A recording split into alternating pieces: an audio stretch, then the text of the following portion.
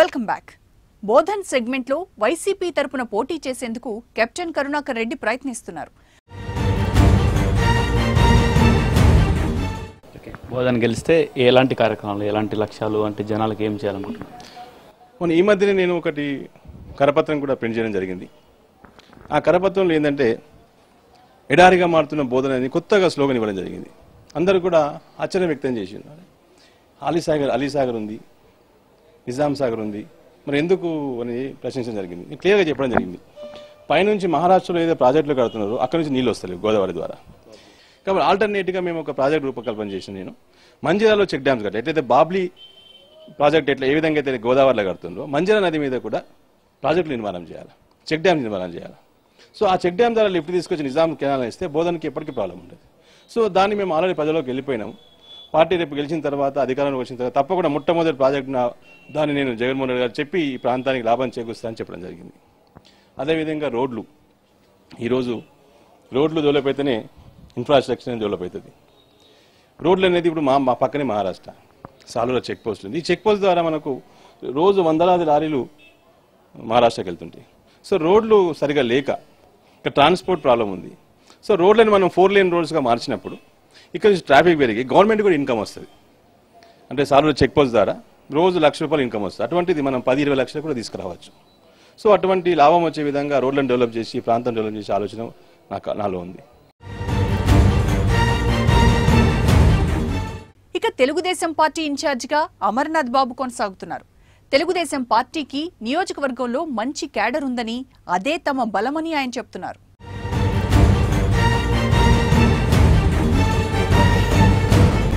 ప్రభుత్వ హయాంలో Nizam sugar factory private పరం చేశారు. దీంతో జాయింట్ వెంచర్ పేరుతో ప్రైవేట్ పరం చేశారు. దాంతో వేల మంది కార్మికులకు ఇప్పుడు 100 మందికి వచ్చేది. ఈ విధంగా అంటూ ప్రతి ఒక్కరు ఇక్కడ ఉన్నటువంటి కార్మికులు కావచ్చు, జనాలు కావచ్చు, ఈ విధంగా ఆరోపణలు చేస్తున్నారు. దీంతో చక్కెర అంటే దాంతో చెరుకు రైతులు కూడా వాళ్ళు నష్టపోతున్నట్టు కూడా సమాచారం.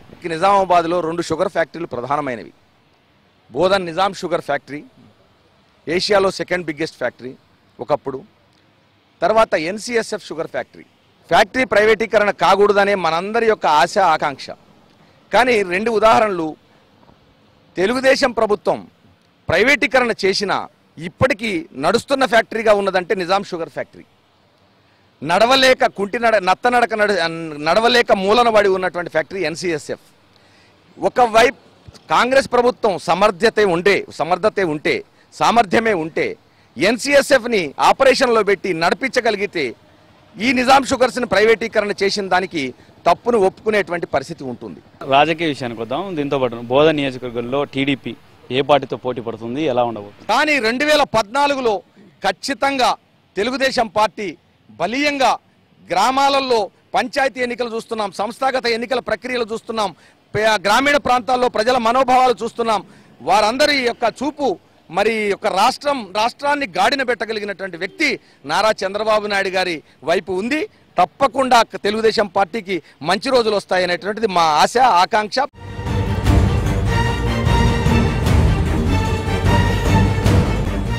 బోధన్ నియోజకవర్గంపై టీఆర్ఎస్ నేత గంగారెడ్డి ఏమంటున్నారో చూద్దాం. ఆ రోజు నిజాం సార్ ప్రాజెక్టు కానీ, నిజాం షుగర్ ఫ్యాక్టరీ కానీ, 16-17 వేల ఎకరాల పొలాలు కానీ, దాదాపు 4,000 మంది కార్మికులతోని ఈ ప్రాంతమంతా పంటలతోని, సిరులతోని కలకల్లాడే సందర్భం. కానీ ఇప్పుడు షుగర్ ఫ్యాక్టరీ ప్రైవేట్ పరం చేసిన తర్వాత ఈ షుగర్ ఫ్యాక్టరీకి సంబంధించినటువంటి 15-16 ఫారాలు వైండప్ చేసి దాదాపు 16-17 వేల ఎకరాలు పొలాలు మరి అమ్మేసిన తర్వాత స్థానికంగా ఉన్నటువంటి ప్రజాప్రతినిధులు, శాసనసభ్యులు కానీ, ఇప్పుడు ఉన్నటువంటి మంత్రులు కానీ ఇలాంటి ప్రొటెక్ట్ చేయకుండా ఈరోజు షుగర్ ఫ్యాక్టరీ పరిస్థితి కూడా సభాసంఘం వేసి, సభాసంఘం కూడా ప్రభుత్వానికి సిఫార్సు చేసింది దీన్ని ప్రభుత్వపరం చేసుకోవాలని చెప్పేసి. అయినా కూడా ఇప్పటికీ మరి ఇక్కడ ఉన్నటువంటి శాసన సభ్యుడు మంత్రిగా ఉన్నారు కాబట్టి క్యాబినెట్లో మరి దాని దిశగా 1% కూడా ప్రయత్నం చేసిన సందర్భం కనబడతలేదు. ఇది స్టేడియం నిజాం రాజు ఉన్నప్పుడే ఇక్కడ అనేక సౌకర్యాలు నెలకొల్పబడినాయి బోధన్లో. అప్పుడే స్పెషల్ గ్రేడ్ మున్సిపాలిటీ ఉన్నది. కామారెడ్డి మున్సిపాలిటీ లేకుండే, ఆర్మూర్ మున్సిపాలిటీ లేకుండే.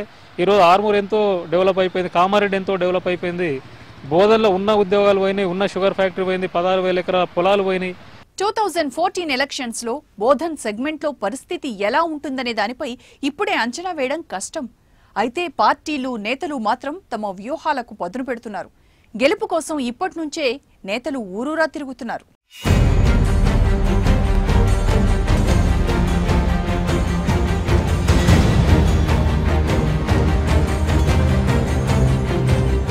వచ్చే ఎన్నికల్లో ఇక్కడ కాంగ్రెస్, టీఆర్ఎస్, టీడీపీల మధ్య ప్రధాన పోటీ ఉండే అవకాశం ఉంది. వైసీపీ ప్రభావం ఇక్కడ అంతంత మాత్రమే. కాంగ్రెస్ తరపున మరోసారి బరిలోకి దిగనున్నారు మంత్రి సుదర్శన్ రెడ్డి. జిల్లాకు మెడికల్ కాలేజ్ తీసుకురావడంలో మంత్రి సక్సెస్ అయ్యారు. అంతేగాక జిల్లా ఆసుపత్రిని బోధనకు తరలించడంతో ఆయనపై ప్రజల్లో నమ్మకం కలిగింది. అయితే వాక్చాతుర్యం లేకపోవడం ఆయనకు మైనస్ పాయింట్. కింది స్థాయి కాంగ్రెస్ కార్యకర్తలను పట్టించుకోరనే ఆరోపణ కూడా ఆయనపై ఉంది. ఎమ్మెల్యేగా ఎన్నికైన తర్వాత తమ ఊరి గడపే తొక్కలేదని కొన్ని గ్రామాల ప్రజలు ఆరోపిస్తున్నారు.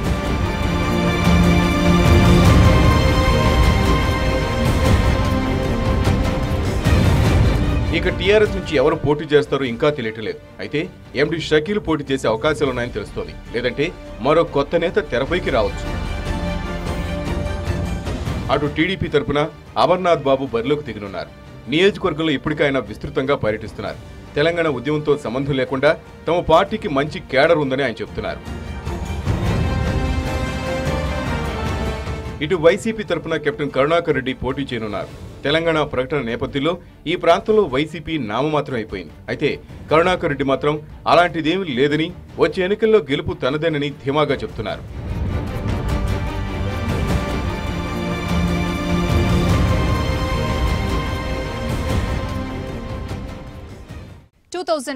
ఎలక్షన్స్ లో బోధన్ సెగ్మెంట్ లో ప్రభావితం చూపించబోయే ఫ్యాక్టర్స్ ఏంటి? ఏ మండలాల్లో ఏ పార్టీకి బలం ఉంది? ఇప్పుడు చూద్దాం.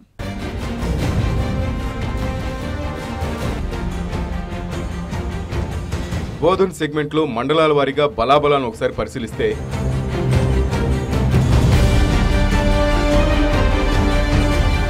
బోధన్, ఎడపల్లి మండలాల్లో కాంగ్రెస్ బలంగా కనిపిస్తోంది. నవీపేటలో టీడీపీ, కాంగ్రెస్ మధ్య హోరాహోరీ పోరు ఉండే ఛాన్స్ ఉంది. ఇక రేంజ్లో టీఆర్ఎస్, కాంగ్రెస్, టీడీపీ మధ్య నువ్వా నేనా అన్నట్లు పరిస్థితి ఉంది. బోధన్ మండల కేంద్రంలో ముస్లిం ఓట్ బ్యాంక్ ఎక్కువ. సుమారు 20,000 మంది ముస్లింలు ఇక్కడున్నారు. ఇక నియోజకవర్గంలో ముస్లింల తర్వాత మున్నూరు కాపు, ముదిరాజ్, లింగాయత్, గంగపుత్ర, పద్మశాలీలు ఎక్కువ. అయితే 10,000కు పైగా ఉన్న లింగాయత్ సామాజిక వర్గం డిసైడింగ్ ఫ్యాక్టర్గా మారనుంది. గత ఎన్నికల్లో లింగాయతుల ఓట్లు ఎక్కువగా కాంగ్రెస్కే పడి ఉంటాయన్నది రాజకీయ నేతల అంచనా. ఎందుకంటే వైఎస్ హయాంలో లింగాయతులను బీసీలో కలిపారు. దీంతో వారు కాంగ్రెస్కే మద్దతు పలికారు.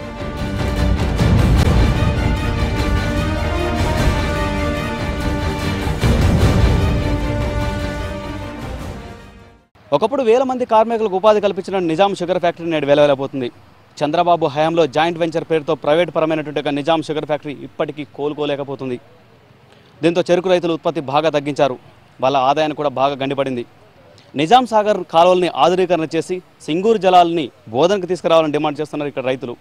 ఇక రాజకీయ విషయానికి వస్తే అన్ని పార్టీలు మంత్రి సుదర్శన్ రెడ్డితో పోటీ పడుతున్నారు. మిగతా పార్టీల అభ్యర్థుల కోసం వెతుకులాట మొదలు పెడుతుంది. దీంతో బోధన్ ఓటర్లు ఎవరికి తీర్పునిస్తారు, ఎవరిని గెలిపిస్తారన్నది వేచి చూడాల్సిందే.